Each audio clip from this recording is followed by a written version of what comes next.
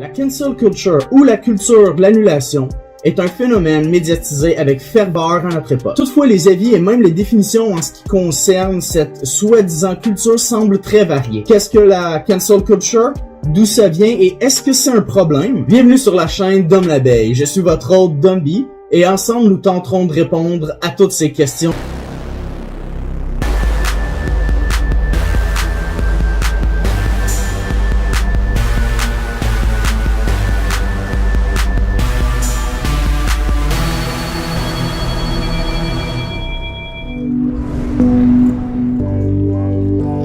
Avant d'embarquer dans le vif du sujet, voyons ensemble quelques prolégomènes. Les prolégomènes sont des notions nécessaires à l'étude d'un concept, d'une science ou d'une question. Dans notre situation, nous allons définir qu'est-ce qu'une culture, ce que le terme cancel signifie et de quoi on parle globalement lorsqu'on combine ces deux termes. Selon Larousse en ligne, le terme culture couvre l'ensemble des phénomènes matériels et idéologiques qui caractérisent un groupe ethnique ou une nation, une civilisation, par rapport à un autre groupe ou à une autre nation. En philosophie, on dirait qu'il s'agit des signes caractéristiques du comportement de quelqu'un. Langage, gestes, vêtements, etc. qui le différencient de quelqu'un d'autre appartenant à une autre couche sociale que lui. Autrement dit, la partie culture représente donc des manières d'être, de penser et d'agir qui sont partagées globalement par une grande partie des acteurs qui participent au cancel en comparaison à ceux qui font pas partie de cette culture. En français, on remplace le terme cancel par annulation ou effacement. Toujours selon Larousse, effacer quelque chose, c'est le supprimer, le faire disparaître, rayer, abolir. Tandis qu'annuler est de rendre, déclarer quelque chose nul, sans effet, supprimer, résilier, décommander. Il y a d'autres manières de traduire le terme cancel. Il est à noter que le terme canceller existait il y a plusieurs années et que c'était un nom spécifiquement utile au droit. En effet, on ne trouve attesté dans notre langue le terme cancellation qu'en droit ancien, avec le sens de procédé d'annulation d'un acte juridique consistant à recouvrir l'écrit des lignes croisées rappelant le grillage d'une barrière. De même, le verbe canceller avait, en droit ancien, le sens d'annuler un acte aboli ou périmé par cancellation. Ces sens très anciens ne sont plus guère attestés que dans quelques ouvrages. Ainsi, quand les deux termes sont combinés, le phénomène décrit est plus grand que la somme de ses parties. Wikipédia nous informe que la cancel culture, culture de l'effacement, ou call-out culture, culture de la dénonciation, est une pratique née aux États-Unis consistant à dénoncer publiquement, en vue de leur ostracisation, des individus, groupes ou institutions responsables d'actions, comportements ou propos perçus comme problématiques. Il est également expliqué que l'expression cancel culture a été traduite diversement par culture du bannissement, de l'annulation, de l'ostracisme ou de l'ostracisation, de la négation, de l'anéantissement, de l'effacement, de la suppression, du boycott ou du boycottage, de l'humiliation publique, de l'interpellation, de la dénonciation. Elle décrit une forme de boycott dans laquelle la personne critiquée est également expulsée des cercles sociaux ou professionnels, sur les médias sociaux ou dans le monde physique ou les deux. Elle serait annulée. L'emploi du verbe anglais cancel dans le contexte remonte à 2015 au moins et son utilisation se généralise à partir de 2018. Donc en rassemblant les notions que nous venons de voir, la cancel culture serait spécifiquement une manière de se comporter et de penser qui cherche à faire disparaître les problèmes perçus par ceux qui font partie de cette culture. Sous-jacent à ce concept, il y a aussi une atmosphère de peur d'être ciblé par les masses qui composent cette culture, ce qui entraverait la liberté de parole, non seulement en ligne mais aussi dans la société. Avec toutes ces manières d'expliquer qu'est-ce que la culture de l'annulation, il est tout à fait normal d'être dubitatif quant à sa portée, ses effets et même son existence. Si on se fie à un article de Vox, le terme « cancel » serait apparu sur Twitter après qu'une blague qui avait été faite en 1991 lors du film New Jack City a été repris par la chanson « I Am Single » de Lil Wayne en 2010. Et ensuite est réapparu lors d'un épisode de reality show nommé Love and Hip Hop New York en 2014. C'est à ce moment que le terme a pris du momentum sur les réseaux sociaux, surtout sur Twitter, et a lentement changé de signification. Toujours selon l'article, ce terme était surtout utilisé par les communautés racisées sur Twitter. Pourtant, selon Finn McKenty du Punk Rock NBA, la cancel culture est apparue sur Tumblr vers 2013 lorsque la culture du site est devenue vraiment toxique. Selon le Dr. McCorkell, professeur de sociologie et de criminologie, la cancel culture a toujours été présente au cours de l'histoire. Depuis des centenaires, les sociétés ont toujours puni ceux qui se comportaient autrement que ce qui était perçu comme normal. La cancel culture serait seulement une variation moderne de tout ça, qui, cette fois-ci, possède un ensemble de processus d'ostracisation plus riches. En fait, d'autres sources montrent que déjà, dans les années 90, le terme politiquement correct subissait les mêmes reproches que la culture de l'annulation. Ainsi, le cycle de lutte entre les valeurs traditionnelles et les valeurs progressistes existe depuis des temps immémoriaux. Il ne fait que revêtir de nouveaux noms. Lors de l'émission Breakfast avec Rick Goddard, deux historiens expliquent que le cancel culture serait en fait simplement la transition entre deux parties de l'histoire. Par exemple, la destruction d'objets qui sont des représentations d'un symbole, de valeurs qui ne sont plus partagées par une grande partie de la population, sera un premier pas vers l'émancipation de ce que signifient ces symboles-là. La divergence de point de vue est tout à fait normale. Les peuples changent, les cultures changent, les gens changent, les temps changent. Et parfois, il y aura des clashs générationnels, des clashs de classe, des clashs d'idéologie. C'est l'histoire qui est en train de se faire. Nous entrons maintenant dans le vif du sujet. Alors qu'habituellement, nous observons seulement deux positions par rapport à ce phénomène, c'est-à-dire pour et contre, je pense qu'il serait intéressant de pousser l'investigation encore plus loin. Et c'est pourquoi mon analyse aura 5 facettes. Si à un moment ou à un autre, vous aimeriez plus ample information, il y a, dans la description, une liste de tout le matériel que j'ai utilisé pour cette vidéo. Maintenant, tentons de nous mettre dans les souliers d'autres personnes.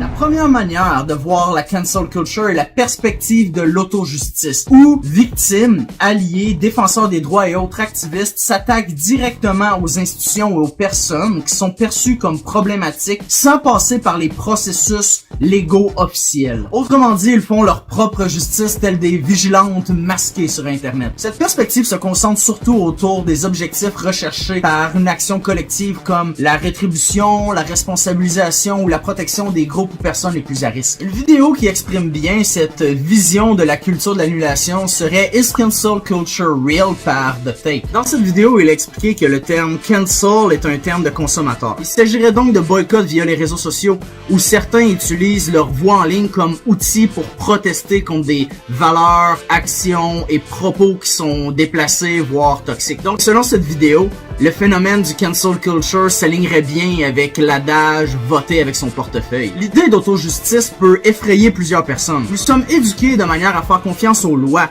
au processus judiciaire et en l'État. C'est cette socialisation-là qui nous fait douter de ceux qui confrontent ou contredisent cette confiance. Les gens qui manifestent, les itinérants qui dorment sur un banc de parc alors que c'est illégal, ou les petits voleurs d'épicerie semblent être, ou plutôt nous sont présentés comme étant des marginaux extrémistes sans foi ni loi qui assaillent les valeurs mêmes de notre civilisation. Le sujet des lois est bien grand et mériterait sa propre vidéo, voire sa propre série. Mais rappelez-vous que les gens qui ont proposé et voté les lois sont des humains qui sont imparfaits et biaisés. Qu'elles ont aussi été votées à un moment précis dans le temps alors que les temps changent, et que les gens qui les mettent en place ont eux aussi des agendas qui sont pas toujours compatibles avec les valeurs de la population. Qu'il s'agisse de politiciens, de fonctionnaires ou de, comme Lipski les appelait, de street level bureaucrats, les lois, politiques et règlements sont mises en œuvre contextuellement et asymétriquement selon le bon vouloir des gens officiels. C'est pour ça que les policiers n'arrêtent pas systématiquement chaque personne qui traverse une rue quand la lumière de piéton n'est pas allumée. Ces personnes-là sont occupées et les ressources comme l'information, le personnel ou le capital financier est limité. Elles ne peuvent pas agir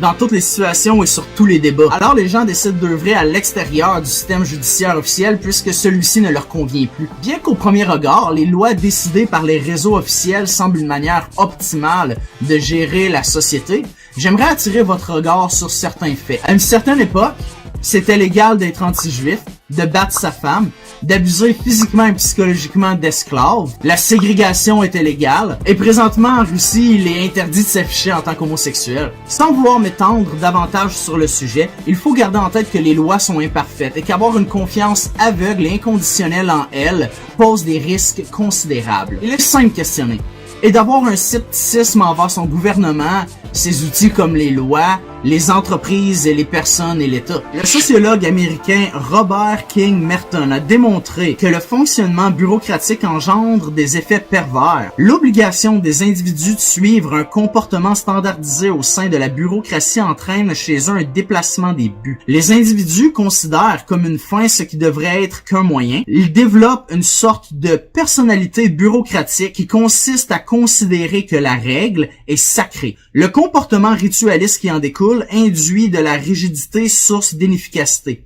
Il leur devient impossible de répondre aux exigences particulières de leur activité. Quoi qu'il en soit, dans un système démocratique, il faut avoir l'acceptabilité sociale, sinon c'est pas très démocratique, non? Il faut que les lois puissent satisfaire les gens et régler des problèmes, et non pas d'être au service que d'une partie de la population. Un bon exemple d'auto-justice serait le mouvement MeToo. Grâce au mouvement, des tonnes de personnes ont pu prendre parole et parler de leurs expériences sexistes et misogynes, voire abusives, ce qui a permis à la société de réaliser une situation problématique qui était là pour une grande partie de sa population. Face à cette forme de justice, des personnes ont clamé haut et fort que ce n'est pas comme ça qu'on fonctionne en société, et que les femmes faisaient des fausses accusations. Par contre, on peut voir que seulement entre 2 et 10% des accusations seraient fausses. On peut comprendre pourquoi ce type d'action est priorisé quand on sait qu'une très grande partie des cas d'agression sexuelle qui sont reportés ne mènent absolument à rien, alors que des gens ont été violés, violentés et blessés. Ces actions ont donné des signaux forts aux entreprises de changer leur comportement s'ils voulaient conserver leur part du marché, et aux systèmes légaux officiaux d'investiguer certaines personnes. Lorsque l'auto-justice s'allie aux systèmes légaux officiels, l'effet est encore plus concluant. D'un côté, le public s'informe, communique et documente les situations qui sont de l'autre analysées et traitées judiciairement. L'objectif de l'auto-justice n'est pas de remplacer le système judiciaire comme qu'il est, mais bien de donner une alternative de manière à offrir une voix aux victimes, de les protéger et de mettre en évidence un problème profond qui a été énoncé souvent et qui n'est pas encore à l'agenda politique. Quand on regarde le concept plus en détail, on voit bien qu'il ne s'agit pas d'un retour de la loi du talion, mais plutôt des gens qui se réapproprient l'action collective comme outil de justice sociale qui semble s'aligner ou aller de pair avec le concept de nouvelle gouvernance. Je cite un passage du texte Nouvelle gouvernance et de nouvelles politiques publiques territoriales. Désormais, les politiques reposent sur des nouvelles formes interactives de gouvernement dans lesquelles les acteurs privés, les différentes organisations publiques, les groupes ou communautés de citoyens et d'autres types d'acteurs prennent part à la formulation de politiques. Depuis, les méthodes traditionnelles et leurs utilisateurs ne comprennent pas toujours les événements qui se déroulent en ligne. C'est particulièrement problématique lorsqu'une grande partie de ces situations se déroule sur les réseaux sociaux. Les avocats, les juges et les jurés ne comprennent pas nécessairement les mimes ou bien la vitesse à laquelle un événement peut se dérouler en ligne. Ils ne comprennent pas nécessairement quand plusieurs personnes se regroupent et harcèlent et humilient publiquement une personne, par exemple. Il serait difficile d'expliquer qu'un meme comme Pépé, un signe de la main, ou bien même un jeu de couleurs, soit en fait un discours haineux, voire même une incitation à l'action violente. Bref, lorsque certaines personnes parlent du cancel culture, c'est la vision qu'ils ont du phénomène. Ils parlent d'auto-justice, et pour eux autres, c'est positif. Il s'agit de s'assurer que ceux qui ont des comportements horribles soient tenus responsables de leurs actes. Dans cette optique, on peut voir des changements positifs dans notre société. Une plus grande représentation de la diversité des acteurs à l'écran, un type d'humour qui ne blesse ou n'insulte pas dans les films ou pour les comédiens, des nouvelles méthodes de marketing pour certaines grandes compagnies, et aussi un changement dans les propos ou l'approche des humoristes ou autres artistes, que ce soit dans leurs discours ou bien dans leurs œuvres.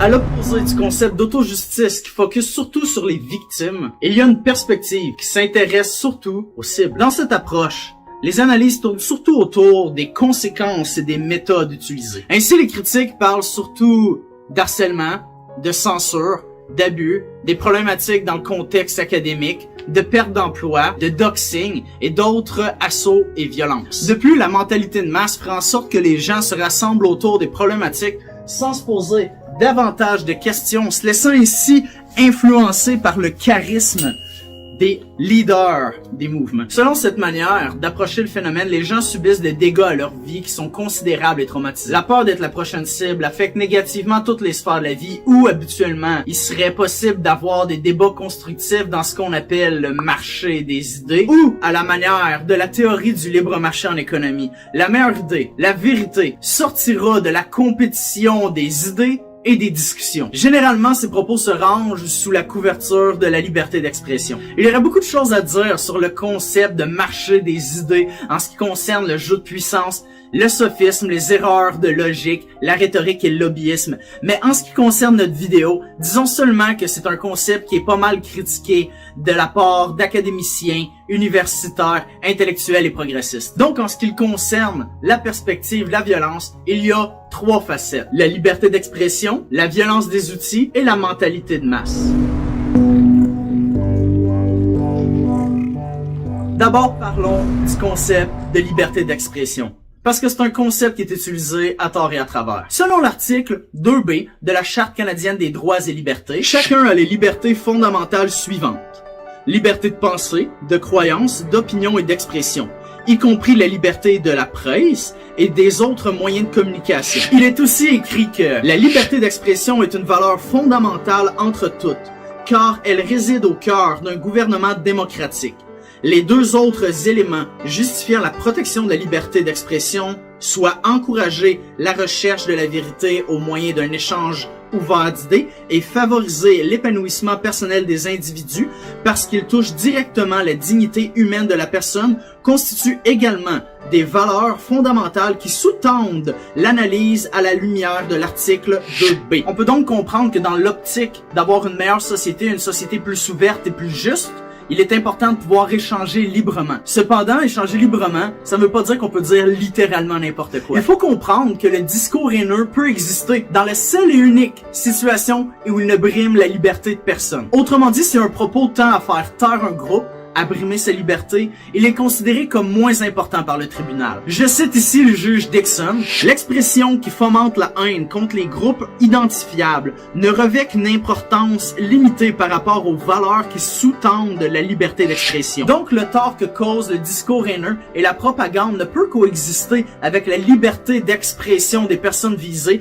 et les valeurs canadiennes comme le multiculturalisme et l'égalité. Selon le Code criminel canadien, les sections 318 et 319 expliquent qu'il est illégal au Canada d'inciter à la haine et au génocide d'un groupe. En fait, quiconque, par la communication de déclarations autrement que dans une discussion privée, fomente volontairement la haine contre un groupe identifiable est coupable, soit par un acte criminel, et passible d'un emprisonnement maximal de 2 ans, soit d'une infraction punissable sur déclaration de culpabilité par procédure sommaire. Ici, on parle de propos pouvant susciter des réactions négatives pouvant restreindre les libertés, dont l'expression des groupes tels que définis plus tôt. Pour bien résumer le point, j'aimerais citer Julian Walker dans son analyse intitulée Discours haineux et liberté d'expression, balise légale au Canada. Au Canada, diverses lois aux échelons fédéral, provincial et territorial imposent des restrictions à la liberté d'expression garantie par l'alinéa 2B de la Charte canadienne des droits et libertés. Par exemple, au terme du code criminel, le libelle diffamatoire, le fait de conseiller le suicide,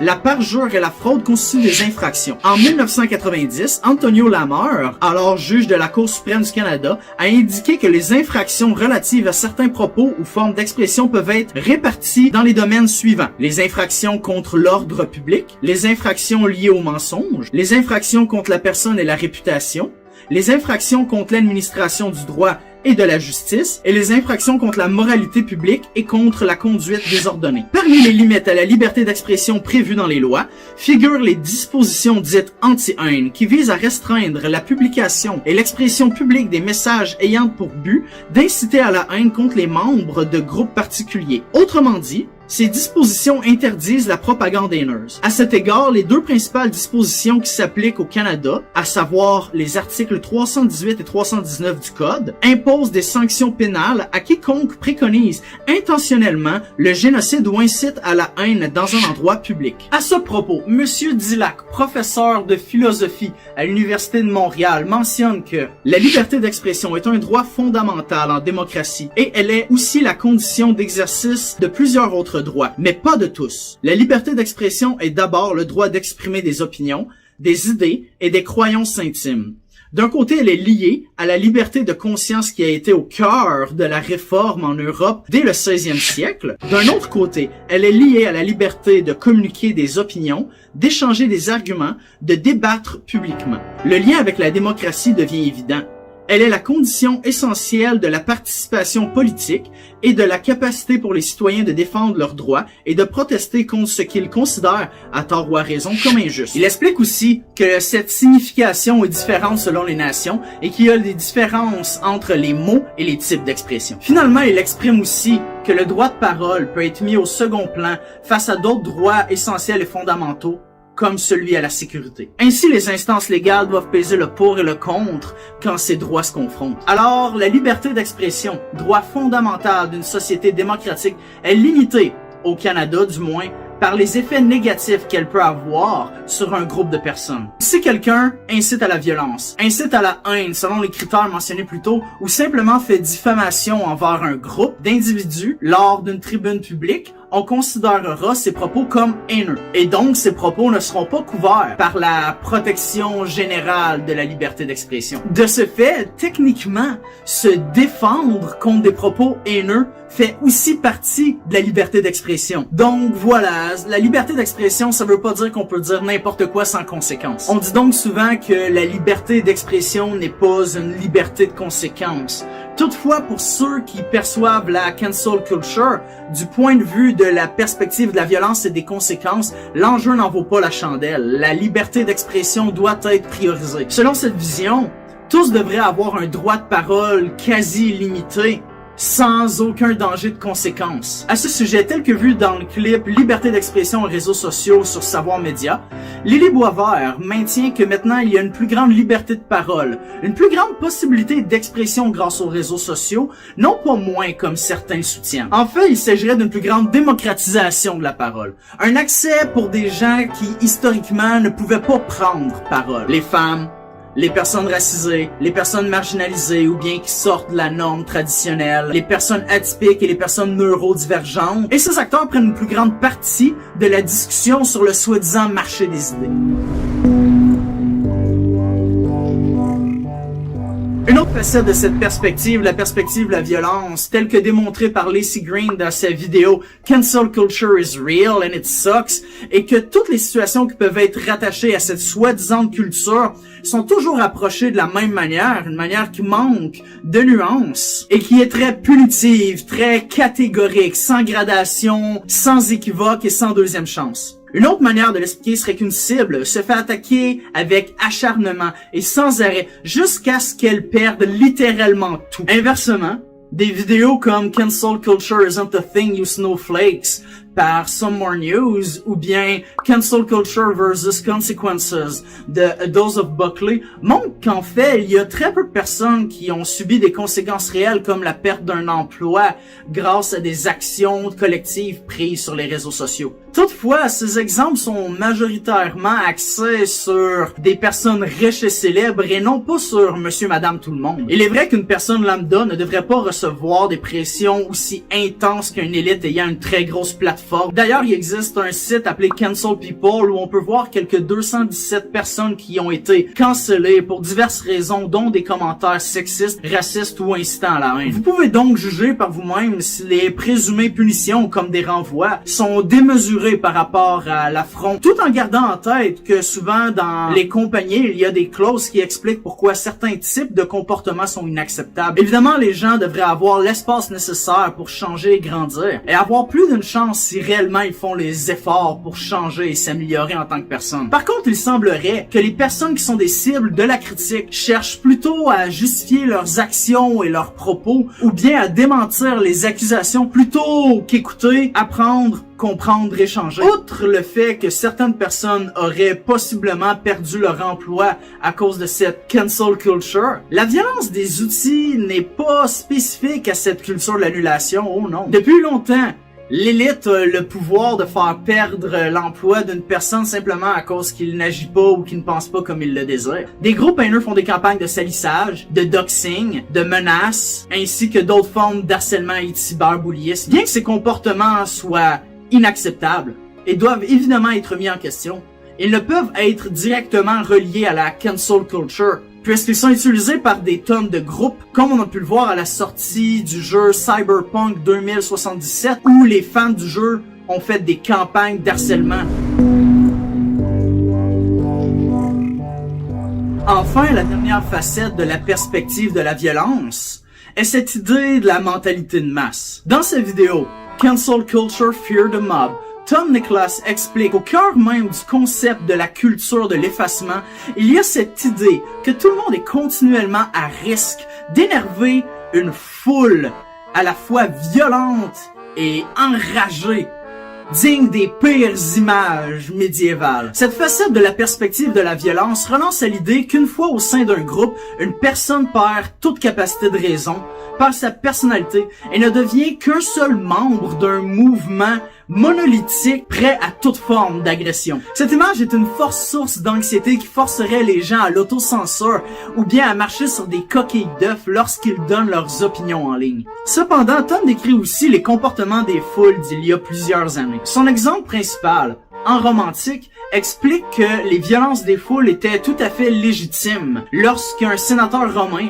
proposait des changements qui n'étaient pas appréciés. Les foules n'étaient pas irrationnelles, mais bel et bien une partie normale de la vie en société et du domaine politique. Puisqu'elles n'avaient pas de voix explicite au Sénat, les actions physiques et collectives avaient un rôle important à jouer en politique. Cette vidéo explique aussi que notre manière de voir les grondes collectives comme étant irrationnelles et une menace pour l'ordre public provient de ce que Eric Hobsbawm appelait The Dual Revolution. Selon lui, la fusion des idéaux de la Révolution française et les changements technologiques de la Révolution industrielle ont permis aux gens de comprendre que les actions collectives et les regroupements leur permettent d'apporter des grands changements dans la société et de faire en sorte que leur voix soit entendue. Comme ces mouvements de foule étaient étranges, à cette époque où la monarchie était omniprésente, le domaine de la psychologie des foules a été développé par les académiciens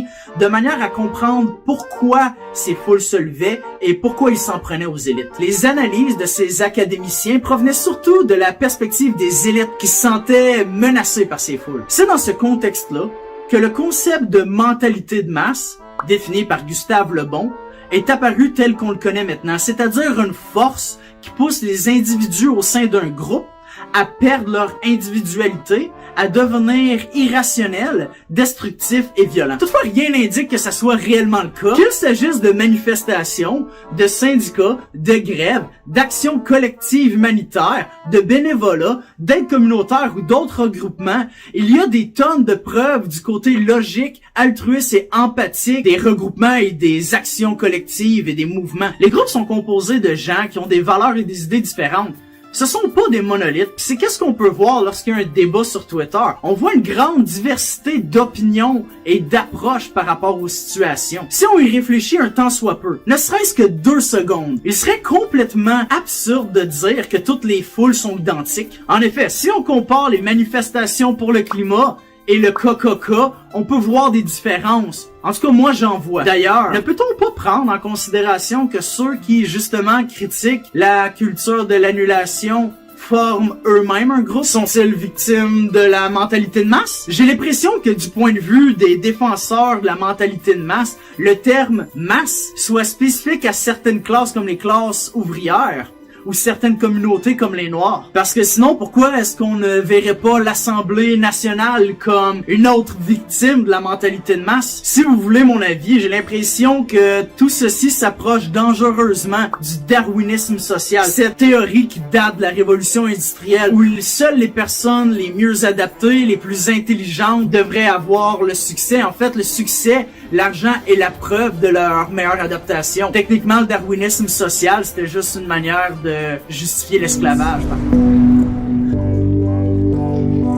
Donc, Pour résumer, la perspective de la violence tend à mettre l'emphase sur les conséquences et les difficultés au travers desquelles doivent passer les cibles des actions collectives qui sont attribuées à la cancel culture. Cependant, comme il n'y a aucune preuve que les mouvements sont toujours irrationnels, comme la liberté d'expression ne protège ni idéologiquement ni légalement les discours haineux qui briment une grande partie de la population, et comme les outils violents sont utilisés par plusieurs personnes et plusieurs groupes qui n'ont aucun lien avec l'annulation, on critique souvent cette perspective comme étant de mauvaise foi, comme omettant des faits et comme démonisant la critique et les actions collectives. Il est correct de dire que les gens ont souffert d'harcèlement, de cyberbullyisme et d'autres abus en ligne, mais il est inadéquat de dire que toutes les actions collectives sont ainsi. Cette vision de la cancel culture, la perspective de la violence, donne une portée très large au phénomène, sans pour autant étudier ses parties en profondeur.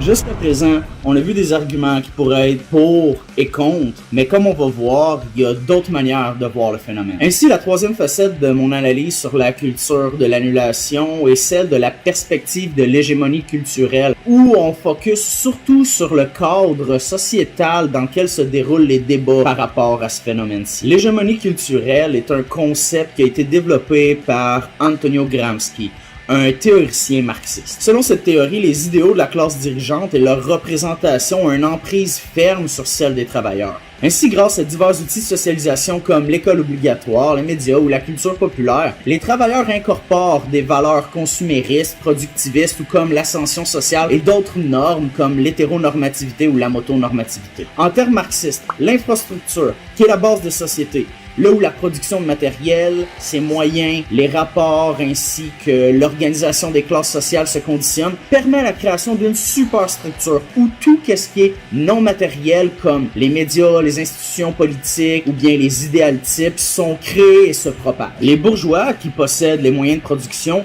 contrôlent aussi cette superstructure, permettant ainsi de conserver leur pouvoir en imposant une manière de penser et d'être qui devient absolue. La révolution économique prédite par le manifeste du Parti communiste aurait été un énorme bouleversement de l'infrastructure économique, ce qui aurait impacté la superstructure aussi. Mais cette révolution ne s'est jamais déroulée puisque, selon Gramsci, les travailleurs sont trop pris sous l'emprise de l'hégémonie culturelle de la bourgeoisie nord-américaine. Autrement dit, puisque l'élite contrôle les médias, ils peuvent contrôler qu'est-ce qui est consommé par les travailleurs. Globalement, ceux-ci ne se questionnent pas trop car le système éducationnel ne permet pas l'atteinte de la pensée critique naturellement et accepte ces faits comme inébranlables. C'est dans ce contexte que des citations comme « Il est plus facile d'imaginer la fin du monde que la fin du capitalisme » de Slavoj Žižek prennent tout leur sens. Ainsi, il est très difficile d'imaginer des alternatives comme le véganisme, le socialisme ou bien la pluralité de genre comme aussi crédibles de qu'est-ce qui est considéré comme la norme dans notre civilisation. Comme le démontre American Johnson de Non-Compete dans sa vidéo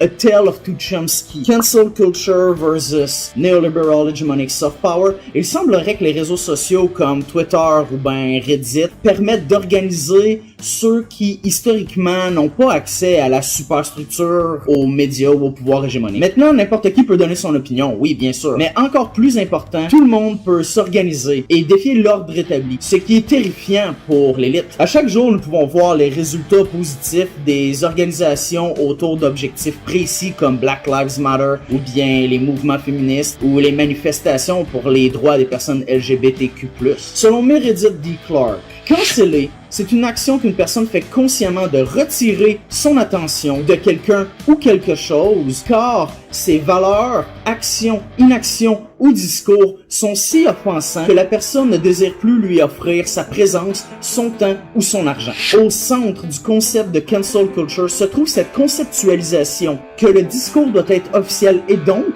que les élites doivent décider du format, du protocole et du décorum. De nos jours, nous sommes tous reliés par les réseaux sociaux et Internet. Les débats publics ne se passent pas toujours sur la place publique où l'élite a le contrôle de l'agenda, de l'ordre du jour et peuvent décider de qu'est-ce qui va se passer grâce à leurs lois et à leurs règles. Maintenant, les débats se passent plutôt dans la sphère digitale ou la sphère numérique, là où il faut être à jour sur les valeurs culturelles, quels mots utiliser ou comment les gens réagissent à tel ou tel type de contenu. Cette nouvelle approche de la résolution de controverses et de conflits n'est pas nécessairement positive pour les bourgeois, puisque la voix des autres classes est maintenant portée avec beaucoup plus de puissance au travers des canaux traditionnels, puisque les médias ne peuvent plus la taire. D'ailleurs, il est tout à fait possible que les privilèges de certaines personnes font en sorte qu'ils ne sont pas accoutumés d'être tenus pour responsables, qu'ils ne savent pas comment réagir face à la critique, ou bien même qu'ils ne voient pas la différence entre la critique et la censure. Les réseaux sociaux augmentent la possibilité de tous et chacun de dire qu'est-ce qu'ils croient, d'atteindre un plus gros auditoire que jamais auparavant, mais aussi d'être critiqué et jugé par les mêmes mécanismes. Selon la perspective de l'hégémonie culturelle, la cancel culture serait en fait une forme de lutte des classes. D'un côté, les riches et puissants doivent répondre de plus en plus de critiques sans avoir les mêmes pouvoirs de coercition ou de contrainte qu'auparavant, et d'autre part, le reste de la population jouit d'un plus grand impact sur les institutions parce qu'ils peuvent non seulement s'organiser plus facilement, mais aussi communiquer les uns avec les autres ou directement avec les élus et les directeurs d'institutions pour demander des changements. La quatrième manière de voir la cancel culture est à travers de la notion d'instrumentalisation. En effet, il est possible de l'instrumentaliser en lui attribuant une forme tellement globale et grossière que la notion devient complètement absurde et grotesque. L'instrumentalisation, en fait, c'est le fait de transformer quelque chose en instrument, de le considérer seulement sous sa forme utilitaire. Plus encore, il s'agit parfois de prendre une situation, un événement ou un phénomène et de l'utiliser comme un argument ou un arbre en négligeant d'utiliser l'entièreté de l'objet. Il prend ici la forme d'une stratégie marketing qui est à la fois une arme et un bouclier. Ainsi, cette quatrième facette, la perspective de l'instrumentalisation, focus sur comment le phénomène peut être utilisé, manié et manipulé par certains groupes. Dans le cas de la cancel culture, il y a deux manières d'instrumentaliser le phénomène. D'un côté, il va y avoir l'évitement et de l'autre côté, il va y avoir la monétisation. Les objectifs des actions collectives qui peuvent être associées à la culture de l'effacement sont généralement de cesser d'utiliser des propos considérés comme déplacés ou bien de changer les actions d'une entité lorsqu'ils sont considérés comme problématiques pour les civilisations ou l'environnement. Toutefois, il arrive très souvent que ces requêtes sont utilisées contre les militants et alliés de manière à discréditer leur objectif et éviter d'être tenus responsables. De ridiculiser les actions collectives permet de faire perdre la crédibilité au mouvement et aux demandes. En ridiculisant une situation ou en faisant comme si elle était vile, il est possible d'éviter d'avoir les conversations qui sont nécessaires pour une amélioration de la situation ou bien pour régler des problèmes. À mon avis, il ne s'agit que d'une stratégie hypocrite des défenseurs de la liberté de parole et du marché des idées puisqu'ils tentent activement de faire taire les groupes, leurs discours et leurs demandes en plaçant le tout sous un concept vaste et flou qui est devenu le démon d'Internet, la cancel culture. Ainsi, en hurlant cancel culture dès qu'une accusation est faite, qu'elle soit légitime ou pas, il est possible de simultanément agrémenter le mythe du phénomène de l'annulation, ce qui rendra l'évitement plus facile dans le futur, tout en éliminant le besoin d'entreprendre des engagements ou des actes qui pourraient atténuer justement les effets de cette accusation. Il devient ainsi très facile de simplement crier à la cancel culture pour éviter la responsabilité personnelle. Certaines personnes ont vu leur carrière prendre un envol lorsqu'ils ont été soi-disant annulés. Et il y a deux raisons pour ça. La première est que les défenseurs de la liberté d'expression tentent de propulser ceux qui sont considérés comme des cibles. Et la deuxième est qu'en ayant des propos qui sont considérés comme déplacés ou controversés, un nouveau public s'ouvre à eux. Cette niche est souvent composée des gens qui aiment les blagues noires ou les blagues à shock value, qui est une manière polie de dire que c'est des blagues racistes et sexistes, ou bien des gens qui sont bien en accord avec les propos qui étaient controversés. Ainsi, en utilisant la cancel culture comme argument, il est possible de s'entourer de fans qui apprécient ce type de contenu qui est, si je veux rester poli, douteux. La vidéo What and Why is Cancel Culture de Some More News donne des tonnes d'exemples d'instrumentalisation. Notamment Ben Shapiro, qui crée une atmosphère de crainte et donne comme solution d'acheter de l'or. Des personnes comme ça, il y en a plusieurs. Elles dramatisent une situation et créent une ambiance de peur où les efforts d'inclusivité et de diversité des entreprises et particuliers sont vus comme des affronts à la liberté d'expression, tout en s'entourant de gens qui, comme elles, sont réticents au changement ou bien craignent de devoir faire des efforts pour suivre le progrès du temps. Puis, ensuite, Elles utilisent ces situations-là pour se présenter comme des championnes de la liberté pour finalement monétiser le tout auprès de ceux qui partagent leurs idées. Il s'agit d'une tactique, c'est d'utiliser le momentum composé à la fois d'outrage et d'attention qu'a une personne ou une situation pour son propre bien. Un bel exemple est la séance de dédicace et de vente de livres de Dr. Seuss par Ted Cruz lors de la controverse autour de la fin d'impression de certains titres qui n'avaient rien à voir avec cette séance-là. Ce politicien américain a conservé tout l'argent qui a été fait. Il a donc instrumentalisé la situation en la mettant sous le phénomène de la cancel culture. Stand with Ted and Dr. Seuss against the cancel culture mob to claim your signed copy of Green Eggs and Ham. Comme le montre Todd Slime dans sa vidéo We are losing the culture war and I cannot stress enough that as a result society is doomed. Des exemples d'événements qui sont utilisés pour créer cette atmosphère de perte de liberté d'expression, il y en a beaucoup. Et il ne s'agit absolument pas de cas d'annulation. Comme la controverse autour de Monsieur Patate qui serait devenu Potato Head, c'est-à-dire tête de patate pour plaire aux gauchistes, alors qu'en fait c'est juste un rebranding de compagnie pis ça n'a rien à voir avec le nom du personnage. Ou comme on a parlé plus tôt, les livres de Dr. Seuss qui ont arrêté d'imprimer, c'était une décision de la compagnie, non pas à cause de pression externe. Un autre exemple, c'est l'avertissement qu'ils ont mis en début de diffusion du Muppet Show pour avertir l'auditeur que certaines scènes peuvent sembler insensibles. Certaines personnes ont utilisé cette situation-là pour augmenter leur cote auprès de leur niche en hurlant à la cancel culture, alors que c'est simplement une décision de business, une décision d'affaires de la part des créateurs. Donc voilà comment une personne, créateur, vedette, influenceur peut utiliser une situation pour se montrer comme un héros, un défenseur de la liberté de parole et ensuite utiliser sa portée, utiliser les publicités pour faire de l'argent. Le concept de cancel culture peut être utilisé, voire armé, pour transformer le débat en échange sur un sujet vaste et flou duquel très peu positif peut ressortir, alors que les critiques, au départ, était généralement tout à fait valide. Au lieu de discuter de sexisme, de racisme, d'homophobie et j'en passe, on parle de cancel culture. C'est une manière d'éviter la tâche de devoir se monter une défense argumentée et complète face aux accusations. À mon avis, si ces personnes-là peuvent encore aller sur les plateformes et crier et se plaindre qu'ils ont été annulés, tout en ayant une portée qui atteint des centaines, des milliers de personnes, et grâce à ça, continuer à faire de l'argent, je pourrais pas dire qu'ils sont vraiment annulés. Cette perspective, celle de l'instrumentalisation, tente généralement d'amener les gens à réfléchir sur la raison de l'omniprésence de ce phénomène de la culture de l'annulation sur les médias. Par exemple, pourquoi, au lieu de nous attaquer aux problèmes de sexisme, d'abus et d'harcèlement dans le domaine du jeu vidéo, sujet dont j'ai amplement parlé dans une vidéo précédente, les médias tentent-ils de tourner le débat autour de les gens qui sont envieux et jaloux, qui tentent de canceller, d'annuler les grosses compagnies, tout en prouvant que c'est faux?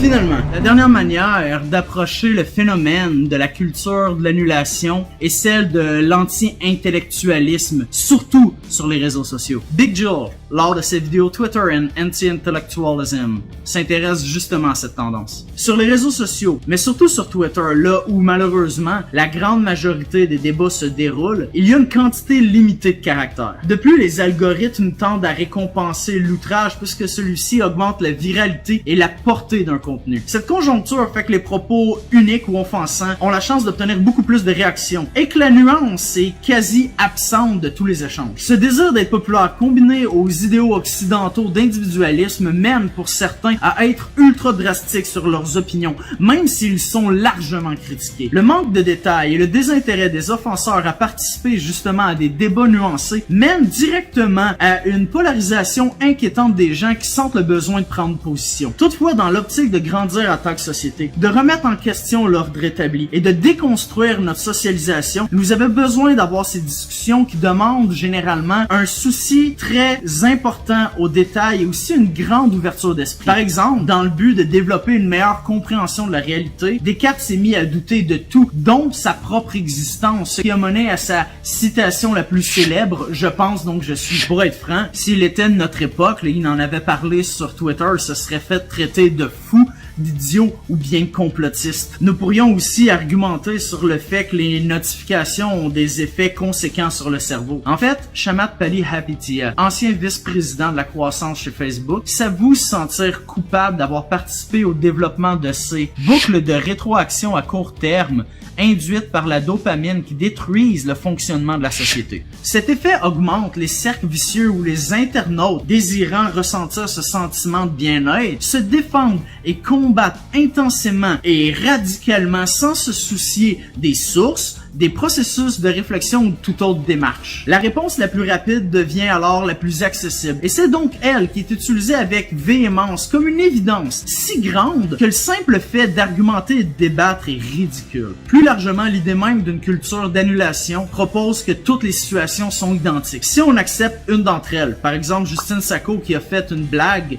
vraiment idiote sur Twitter concernant le sida, l'Afrique et ses privilèges blancs, on les accepte toutes comme les propos vraiment déplacés de Elon Musk sur le COVID. C'est comme s'il était impossible de se pencher sur les situations différentes avec objectivité. Le fait est, c'est vraiment pas le cas. Il est très possible de s'intéresser à chaque cas indépendamment des autres. Et les humains ont les capacités mentales d'analyser les choses dans leur contexte avec nuance et en prenant en considération les détails. Cependant, on peut voir les effets des réseaux sociaux qui poussent plusieurs personnes à prioriser les réponses et les actions qui sont plus rapides et plus faciles. Dans le texte Déni organisé et polarisation politique autour des changements climatiques aux États-Unis, il est expliqué que, aux États-Unis, la reconnaissance des crises écologiques majeures et la tentative d'y faire face ont provoqué ce que nous nommons anti-réflexivité. Une opposition véhémente aux forces de la modernisation réflexive, par exemple la science de l'environnement et le mouvement écologiste, visant à défendre le système capitaliste industriel moderne de toute remise en cause. Ce document montre qu'il y a une très grande valeur pour les conservateurs et les industriels à maintenir la population dans le néant, à nier les preuves scientifiques qui font souvent consensus ou bien à utiliser des techniques de manière à dévier ou éviter le débat. C'est dans le même contexte que les enfants trouvent ça cool d'avoir un désintérêt total pour ses études et de ne pas faire ses devoirs. Alors quel est le lien avec le concept que nous analysons dans cette vidéo? Eh bien, si effectivement il y a une forme de polarisation sur les réseaux sociaux où les gens se sentent obligés de se diviser et d'avoir des opinions tranchées, si effectivement il y a une forme de frisson ou de thrill à recevoir des notifications, et si effectivement il y a une forte propension des algorithmes des réseaux sociaux à rendre viral les avis les plus offensants, il devient évident que de l'extérieur, les débats peuvent ressembler à des guerres où des soldats digitaux tentent continuellement de se ridiculiser et de se blesser les uns les autres. Dans ce contexte, des critiques légitimes passent par les mêmes canaux et ont autant de chances que toutes les autres opinions de devenir des sources de polarisation, d'avis tranchés et catégoriques. Ce contexte empêche intrinsèquement d'avoir des conversations constructives. L'anti-intellectualisme sur les réseaux sociaux donne l'impression qu'il est préférable de se trouver au sommet de la courbe du Dunning-Kruger, ce qui a pour effet d'enterrer les voix de ceux qui veulent vraiment informer, questionner et échanger grâce à des outils tels du bon vieux sophisme et autres erreurs de logique. Pour en apprendre plus sur l'effet du Dunning-Kruger, visionnez la vidéo « Pourquoi les imbéciles se croient intelligents » de votre faire suivre.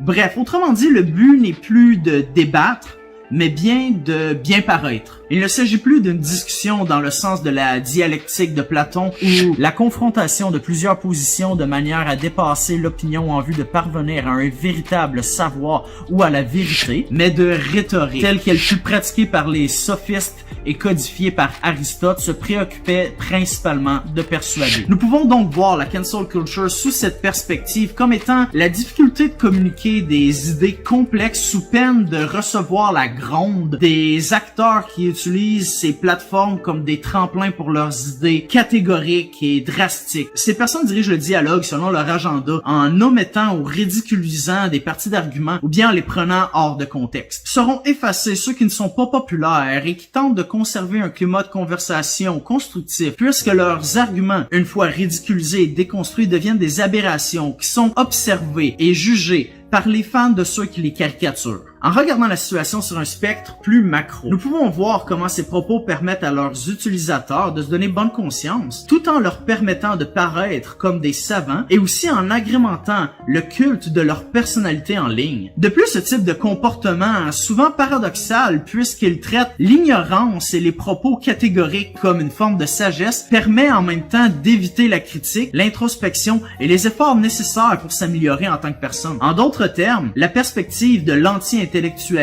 s'agit d'une forme de cancel de la pensée critique. Toutefois, selon moi, il s'agit bien plus d'un grave défaut de plateforme ou bien d'un problème sociétaire en ce qui a trait à l'étude, à l'éducation des citoyens ou aux valeurs qui sont mises de l'avant dans notre culture occidentale. D'ailleurs, il serait tout à fait légitime de faire la critique que cet anti-intellectualisme provient directement des efforts néolibéraux de Reagan et Thatcher. C'est bien connu que ces deux personnes ont fait d'énormes efforts pour retirer les investissements dans les services sociaux, comme le montrent ces deux vidéos de Step Back.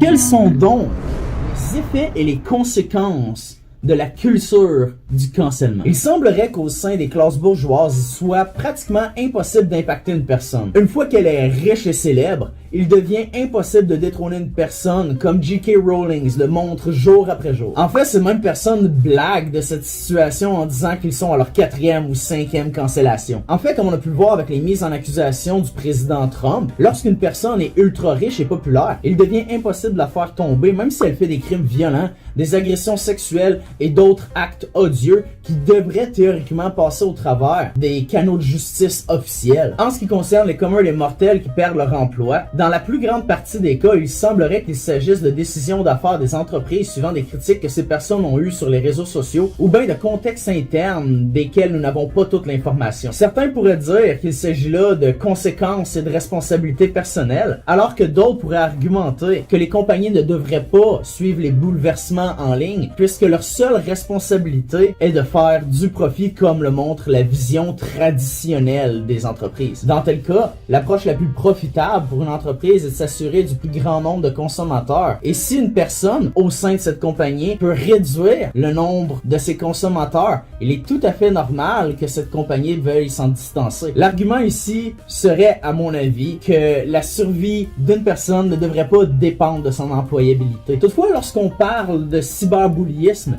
d'harcèlement et d'autres comportements toxiques en ligne, oui, en effet, ça a des effets néfastes sur les gens. Cependant, ces agissements ne sont pas intrinsèquement reliés à cette soi-disant culture de l'annulation comme le montre Innuendo Studios dans sa vidéo M-Not 5, A Case Study of Digital Radicalism. Il s'agit là d'outils qui sont utilisés par plusieurs groupes ayant des valeurs et des objectifs différents. Ceci étant dit, il est vrai que des gens ont perdu leur emploi à cause de la pression qui a été mise sur leur employeur. Je crois effectivement qu'il faut s'intéresser aux plateformes sociales, à la portée qu'elles ont et aux problèmes que ça cause en dehors du cadre de cette culture de l'annulation. Car l'intimidation et la cruauté propagée par l'anonymat et la facilité d'accès sont devenus d'énormes problèmes. Encore une fois, ce qui suit n'est pas réellement relié à une culture homogène et irrationnelle dite de l'effacement. Mais il y a un point extrêmement positif à ce que les gens qui n'avaient pas de pouvoir ni de portée historiquement puissent maintenant s'informer les uns les autres, s'éduquer et s'avertir si jamais une célébrité ou une autre entité a des comportements, des idéaux ou des valeurs qui sont jugées dangereuses pour les personnes qui font partie de différentes communautés. Ces mêmes groupes peuvent effectivement maintenant critiquer ensemble des élus, des artistes ou des directeurs d'entreprise et leur demander des changements ou s'organiser ensemble pour augmenter l'efficacité et la portée d'actions collectives comme des manifestations, des boycotts ou des grèves. De surcroît, les impacts les plus importants sont surtout au niveau de comment l'idée même de la cancel culture peut être utilisée par ceux qui ont le pouvoir contre ceux qui ne l'ont pas. En utilisant le concept de cancel culture, il est possible de rassembler des alliés, d'éviter le débat, de discréditer et ridiculiser des arguments tout à fait légitimes et même d'augmenter ses revenus en puisant dans l'incompréhension et la crainte qui est propagée par des années de désinformation et de propagande.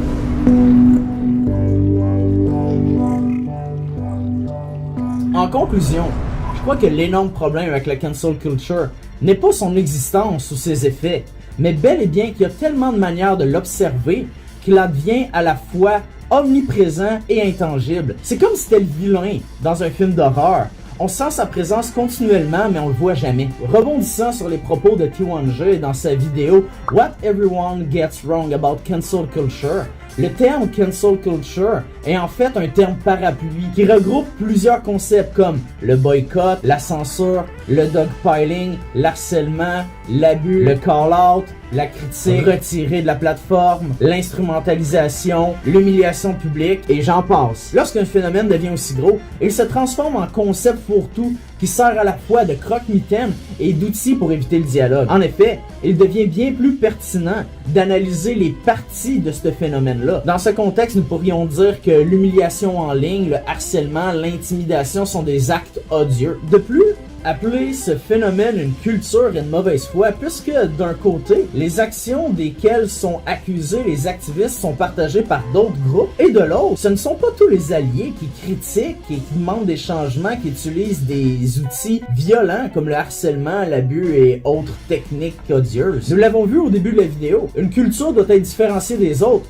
mais ce type de comportement est partagé par des tonnes de personnes, comme des groupes haineux, des fans ou simplement des trolls. Par contre, les autres parties de cette soi-disant culture sont tout à fait saines. Par exemple, le boycott, le call-out ou la demande de changement sont une bonne manière de montrer aux entreprises et aux particuliers où sont rendues les valeurs pour une bonne partie de la population. Si ces compagnies veulent faire affaire avec cette tranche de la société, ils n'ont pas le choix de s'adapter. C'est ainsi que fonctionne le capitalisme, les amis. Pour survivre, une compagnie doit s'adapter ou une autre prendra sa place sur le marché. Il va de même pour les artistes, les vedettes et les élus. Par ailleurs, je crois que nous devrions concentrer nos efforts à trouver une forme de justice plus louable que la vengeance. Dans sa vidéo Does Cancel Culture Works, Helen de Wisecrack se penche sur les différents types de justice. Alors qu'il est facile de punir, il semblerait que ce type de justice laisse de côté la victime et son bien-être. De plus, elle ne priorise pas la responsabilisation de l'offenseur. Inversement, la justice réparatrice est définie comme l'approche de la justice qui vise à réparer les torts causés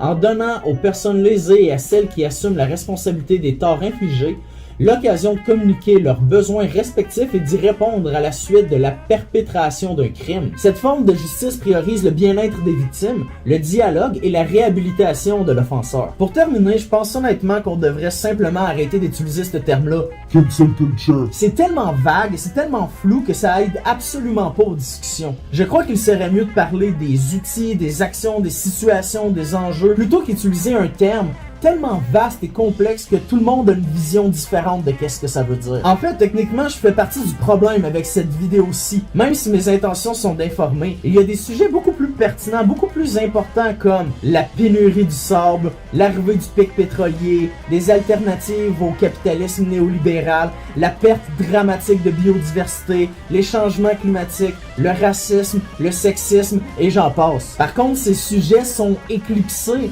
par notre étrange addiction et besoin de parler de la cancel culture en permanence. C'est comme si l'ombre de ce phénomène-là, de la cancel culture, couvrait des problèmes réels, des enjeux concrets desquels des gens souffrent et nous empêchait de leur accorder de l'attention dès maintenant. Si vous êtes encore ici, je vous remercie pour votre temps. Ça me fait plaisir qu'une vidéo que j'ai pris autant de temps à faire soit visionnée. Si vous n'avez envie, pensez à laisser un like, à partager, à vous inscrire à la chaîne et laissez-moi un commentaire s'il y a un sujet que vous aimeriez que j'attaque dans une vidéo. Il y a plusieurs parties de ma vidéo que j'ai dû laisser de côté comme le contexte académique ou des études de cas. Donc si c'est quelque chose qui vous intéresse, laissez un commentaire et s'il y a beaucoup de likes, je ferai une suite à cette vidéo-ci. Et bien sur cette note, je vous dis à la prochaine!